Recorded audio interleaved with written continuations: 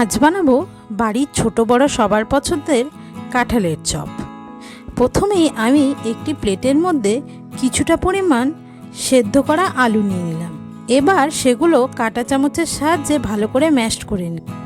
এবার তার মধ্যে কিছুটা পরিমাণ আগে থেকে সেদ্ধ করা কাঁঠাল দিয়ে দিলাম কিছুটা পরিমাণ বাদাম ভাজা, আর দিলাম পেঁয়াজ কুচি, আদা কুচি, স্বাদ মতো নুন, জিরে গুঁড়ো, ধনে গুঁড়ো, লঙ্কার গুঁড়ো, সামান্য পরিমাণ চিনি আর হলুদ দিয়ে ভালো করে চটকে মেখে নিলাম।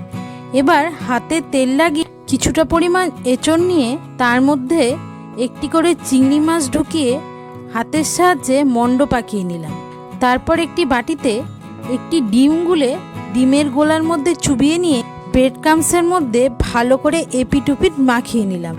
সবশেষে কড়াইতে ভালো করে তেল গরম করে চপগুলো ভেজে নিলেই তৈরি হয়ে গেল দুর্দান্ত স্বাদের কাঁঠাল চিংড়ির এই চপ। কাঁঠালের দিন থাকতে থাকতে অবশ্যই বাড়িতে একবার এইভাবে কাঁঠালের চপ বানিয়ে খেয়ে দেখো, দারুণ হয় খেতে। আর তোমাদের রেসিপিটি যদি ভালো লাগে প্লিজ একটা লাইক করে চ্যানেলটি সাবস্ক্রাইব করে দিও।